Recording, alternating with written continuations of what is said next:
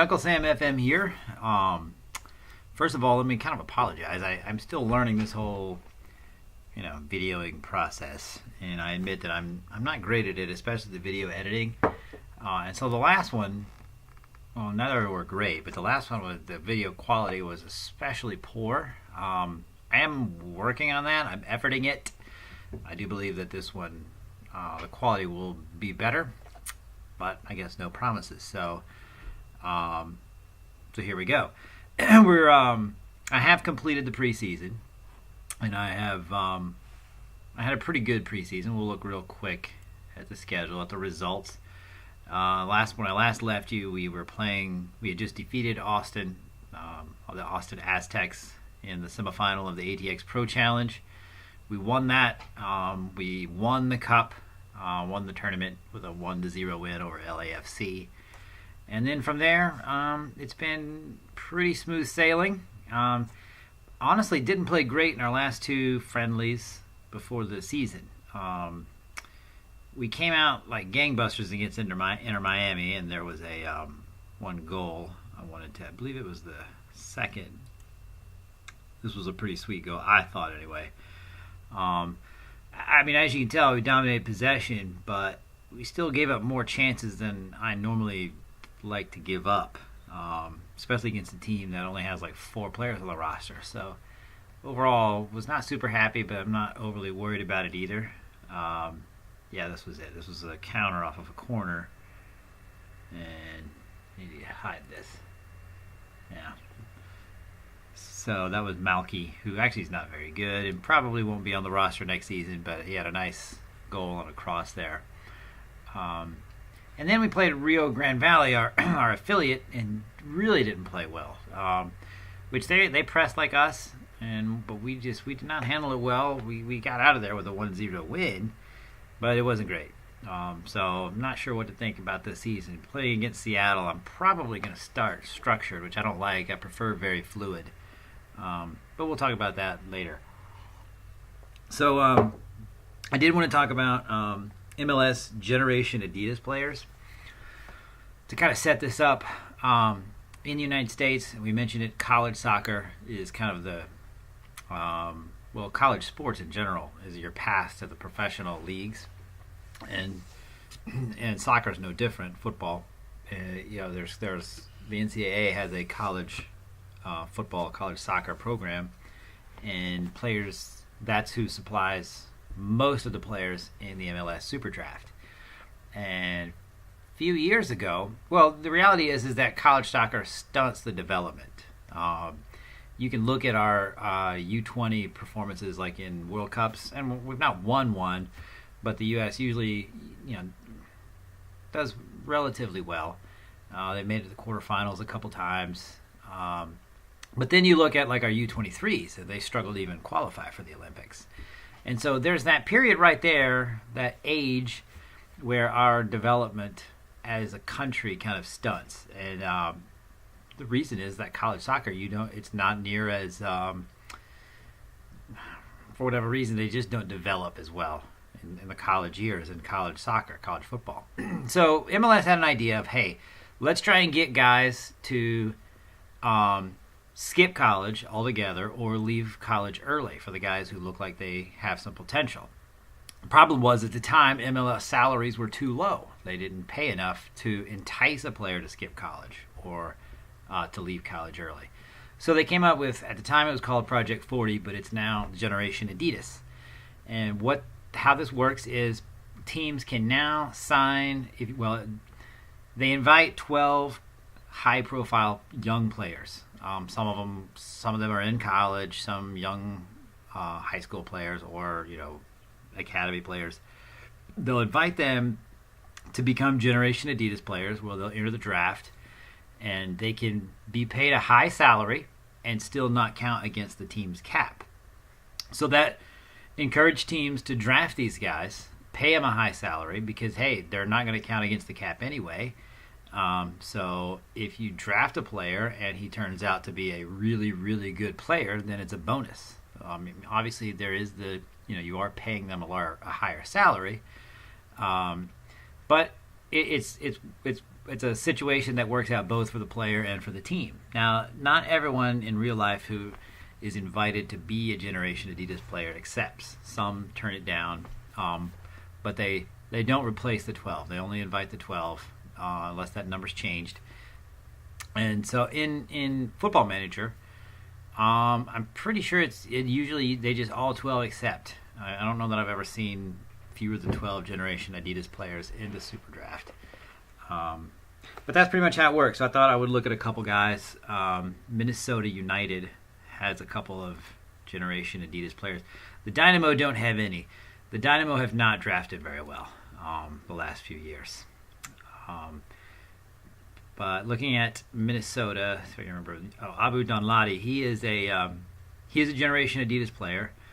On the team squad, you see his under the the status GAI. He's a Generation Adidas International player. But they also have an American, Mason Toy, who's a striker, also a Generation Adidas player. He's not near as good as Danladi. Danladi he's gonna develop to be a really good player. Not sure about Football Manager. In real life, he probably will be. But you can see Football Manager, decent finishing, for a young kid. He's only 21. Mason Toy is he's way younger. I think he's like 18 and start the game. Yeah, 18. So he still has a chance to develop. But that's kind of how that works. So they do fall into the off-budget roster. So you can have 10. We said that. 6 of which can be reserves. Obviously, 2 of those can be Generation Adidas. And another type of player that I wanted to talk about briefly is the homegrown player. This is nothing complicated. Homegrown players are players signed from the academy, which I have 2.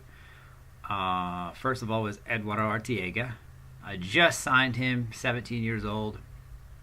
He's already improving. What really kind of, 2 things made me want to sign him. First of all, he's a position that I was going to need, and he was 17. I usually don't try and sign the 16 or 15-year-olds because they're not going to be worth having on the roster at all. So I look for the older guys on the academy. Then I look for a position that I need, and I was in pretty desperate need of having a player I could start developing at fullback on both sides, left or right, and he happened to fit the bill. He played defender. He plays left and right. And then the determination really jumped out at me. I like to find high determination guys when I'm looking to develop a player, because these are guys that I'm obviously not the development expert that some of the other men on the forums are, like Cleon knows a lot about development. I highly recommend reading his threads. I have them bookmarked, so I'll go and scroll through. But in previous iterations of the game, determination was a huge factor in how well a player develops. And then it also, I know it affects how they play on the pitch, which that's very important. So he has high determination. He has really good pace, and so I signed him. Now, homegrown players, if you can, they can also be on your, they can be in your off-budget roster.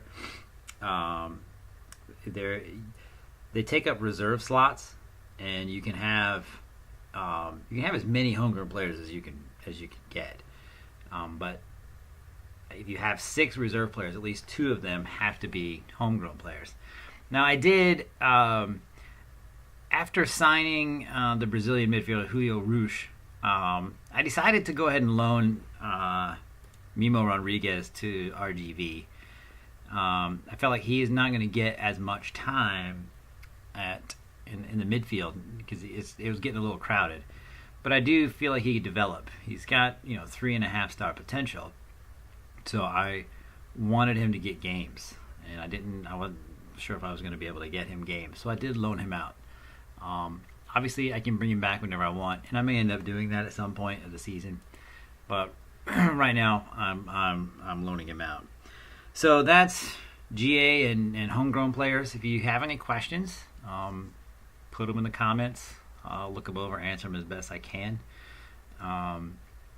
Next, we'll probably look at designated players and how they impact a roster, because that's the one that everybody knows about. It's the it's the Beckham rule.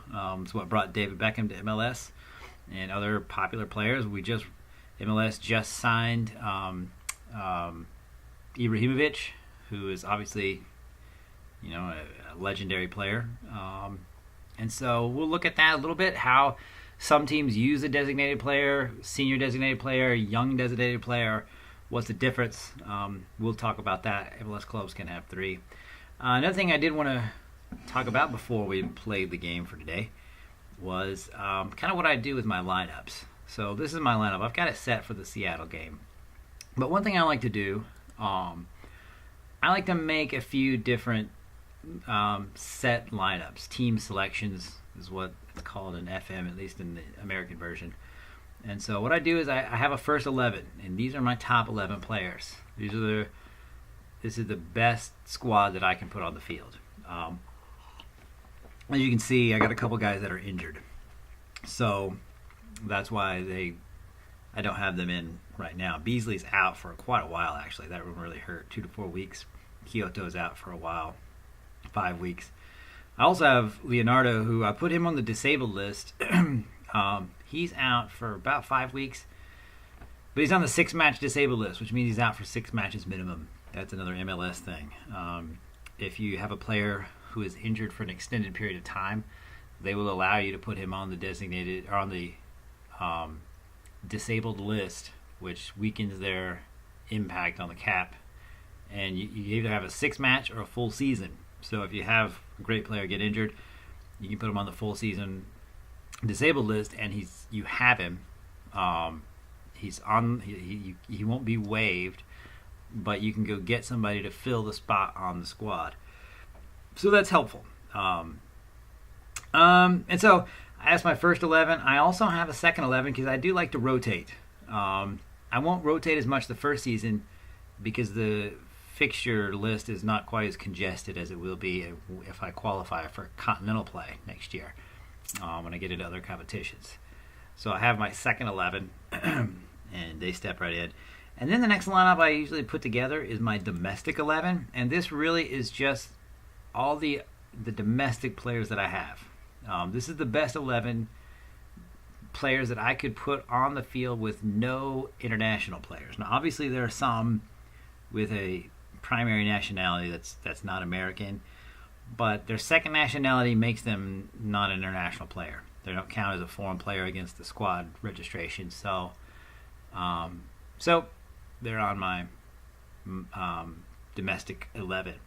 So, and the reason I do this is because I then look at this and I use this list, this squad, to figure out what my Open Cup 11 is going to be. Because the Open Cup, you can only have 5 foreign players on it. So I really need to see where my strengths and weaknesses are with my domestic 11. So, for example, obviously Max Stevies is not a great striker. So he was somebody that clearly I'm gonna bring in. I'm gonna sub that guy out. The rest are pretty much the same. So then what I'll do is I'll look at my international players and see and just try and get the best ones that I have onto the field. So Tomas Martinez, Kyoto, Murillo from my lone player. And so with that, I will make my U.S. Open Cup 11 team selection. And this is the best squad I can find. I can put on the field with only 5 internationals. So yeah, and then I put together Youth 11. Don't use this one a lot unless it's the end of the season. My playoff position is set. For example, let's just say I've run away with the league. I've won the Supporter Shield, and I still got 2 or 3 matches to play.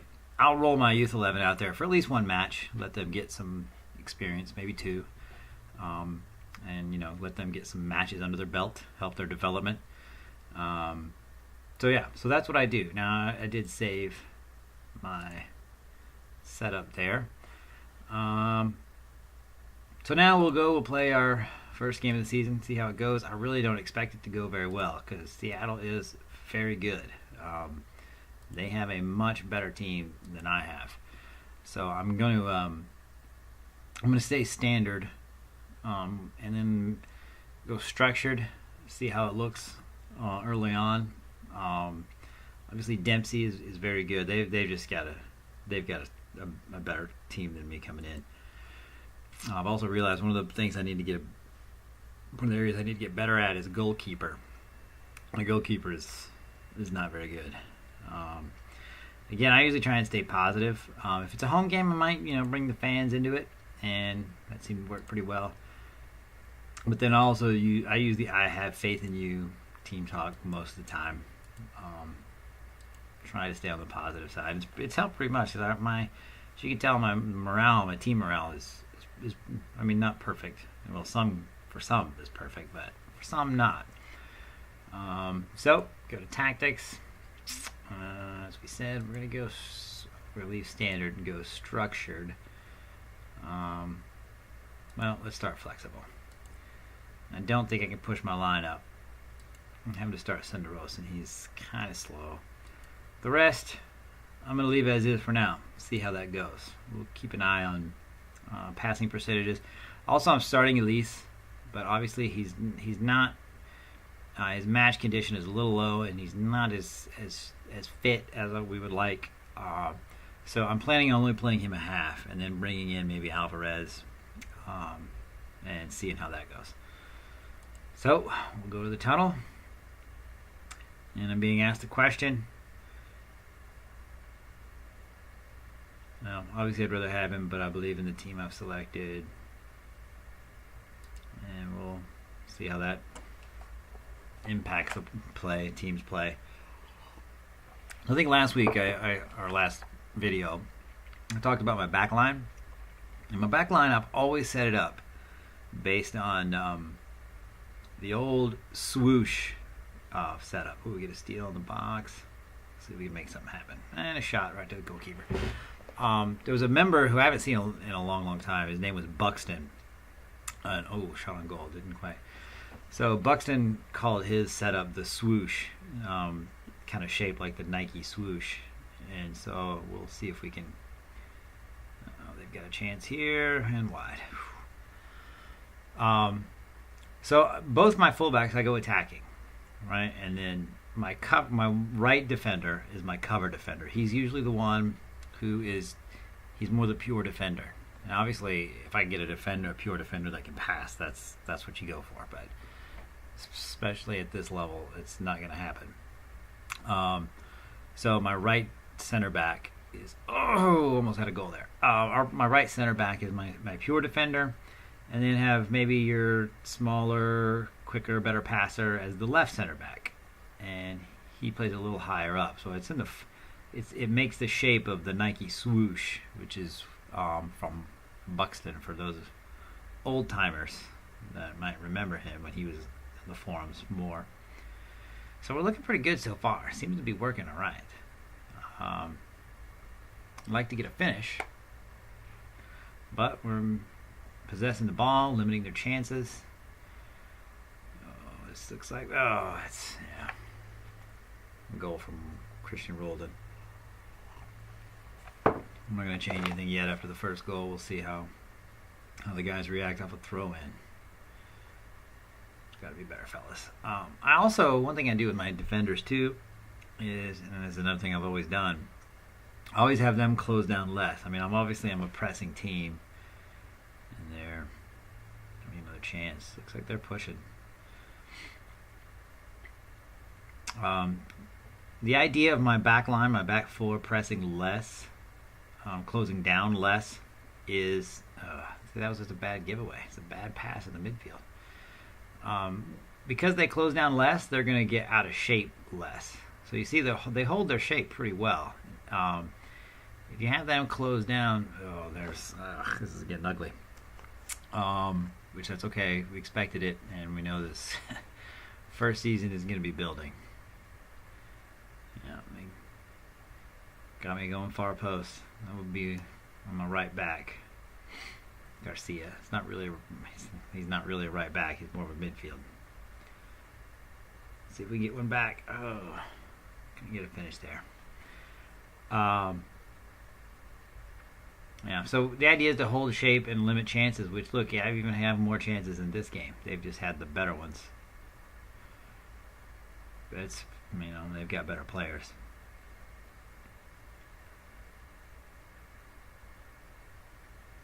Something's coming here. Yes, Elise. Get a goal. I may have to leave him in. We'll look at his condition. If he's over 75, then I'm going to leave him in. Nice cross, near post. Snuck behind the line. 2-1. Can we get one right before we go to the locker room? Ooh, De La Garza. It's not really, you don't want your center back taking a shot. That could have been a chance. Oh, did we get it? No, we didn't. Oh, we did get a penalty. Elise with the brace. We are tied at 2. Come from behind in front of the home fans. All right. See, we are, you look at the stats and we are dominating. We're dominating possession, dominating shots. Yeah, it's really hard to be critical. They're going to be more efficient with their chances because they're better. My goalkeeper is not near as good as they've got Sebastian Fry, who MLS wise is a very good goalkeeper, but his sights is just not great. So I'm happy with the performance. Just tell him to keep it up. Midfield. Again, just tell him I'm happy. And we'll pick the defenders. That did not give me a response. Okay, and let's look at our... Yeah, Elise is at 80%, so I'm going to leave him in. Maybe sub him at the hour mark.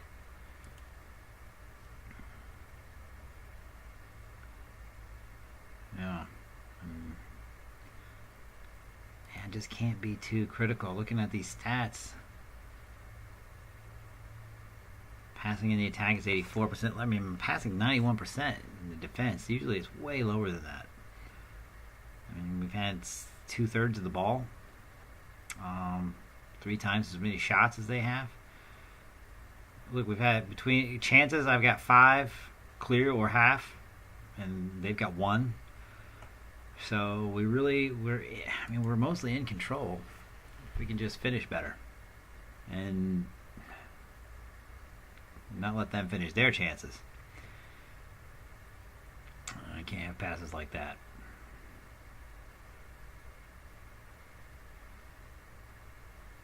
Seattle is Victor Rodriguez is very good. Dempsey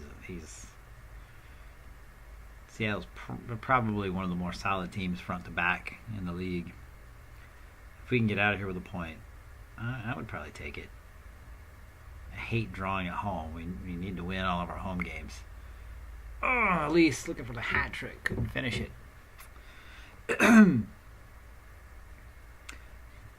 I also have my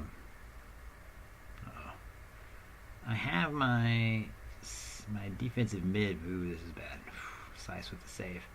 My defensive midfielder closes down a little less than everybody else. It's to kind of keep him from rushing off, so he's there to shield the back line. 64 minutes. Let's look at. My problem is right now with all my injuries, I don't have anybody that I feel great about putting in for Elise. His finishing is too high. I think I am going to put in Rush to kind of shore up the midfield.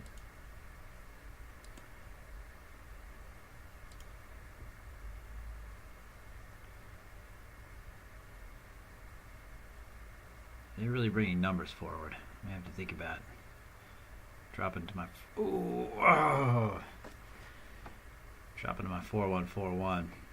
I've got a 4-1-4-1. It sits back a little further.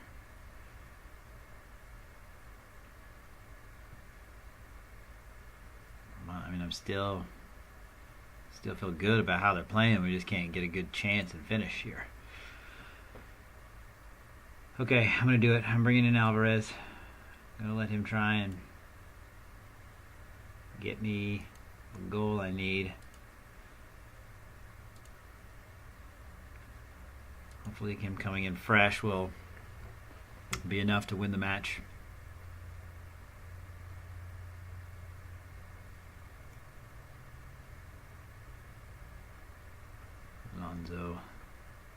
Alonso's a red card waiting to happen.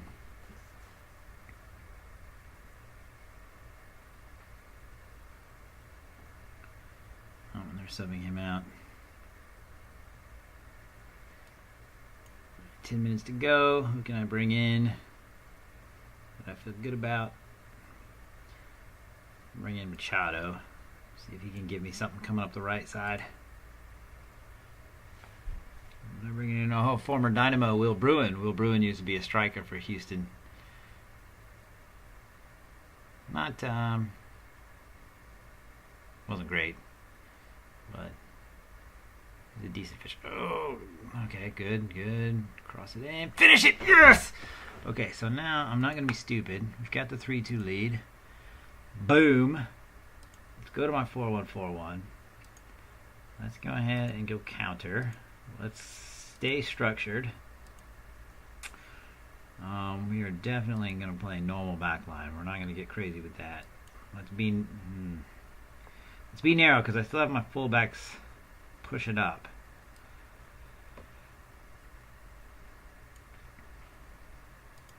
Okay, so let's try and do this thing. This could be a big win, a big comeback. Down 2-0 to come back and win this. That's huge for the start of the season. Tomas Martinez. Yeah, they've gone to the... Alright, and there... I'm pausing it because I am not going to... I'm going to change my fullbacks to support. Because they've got a 4-2-4 and I do not want to get exposed.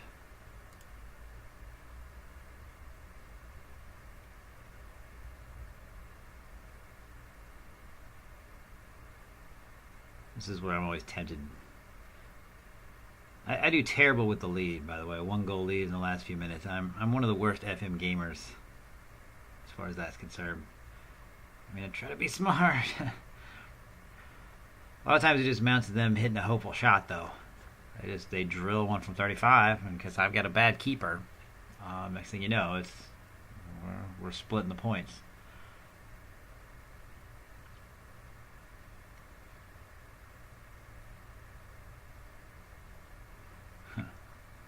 Probably should have at least one more player on attack. Right now I only have Tomas on attack.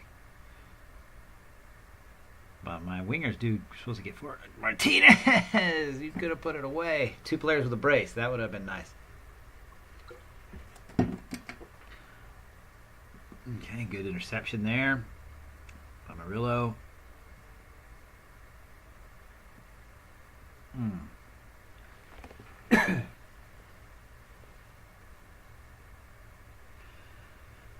This is an intense game. Should be just a few seconds. Yes! So, big win for the Dynamo. We take all the points after falling behind 2-0. It's a big win because it's one of the better teams in MLS. And so we look at the stats here. We mostly controlled the run of play. 63%, almost 2/3 of the game we had the ball. Yeah, another stat I like is the key passes. Because, possession with a purpose, I had 16 of those to Seattle's 4. See, that's the kind of stat that tells me if I get the players, that are more efficient, then I'm going to put up big numbers. I still got 3 goals. And look, average distance run, didn't even have to run too much. And I'm a pressing team.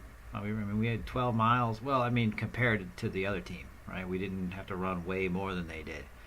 And obviously the shots, way outshot them. Had doubled up on their shots on target. So these are, that's a good, strong win.